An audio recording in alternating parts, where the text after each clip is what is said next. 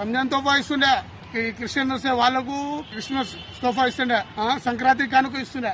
ఇటువంటి డెవలప్ చేసే ముఖ్యమంత్రి ఒక్క ఛాన్స్ అని చెప్పి వచ్చి అసలు ఏమీ డెవలప్మెంట్ కాలేదు, ఏం చేయలేడు. కాదు కూడా మైనార్టీస్ కు ఇస్లాం బ్యాంక్ ఓపెన్ చేస్తా అని చెప్పాడు. మైనార్టీస్ కు దుల్హన్ తోఫా కింద 50,000 తెలుగుదేశం గవర్నమెంట్ అంటే ఈయన ₹1,00,000 ఇస్తామని చెప్పారు.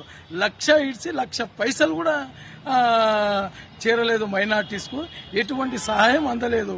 ముస్లింలలో చాలా బీద వాళ్ళు ఉన్నారు. కొంతమంది చాలా ఆత్మహత్యలు చేస్తున్నారు. పిల్లలు కట్నాలు ఇవ్వలేక, చేసుకోలేక, ముఖ్యమంత్రి ఆయన చెప్పిన మాట నెరవేర్చలేకపోయినాడు జగన్మోహన్ రెడ్డి. చంద్రబాబు నాయుడు గారు దుల్హన్ పథకంతో పాటు రంజాన్ తోఫా ఇచ్చేవారు.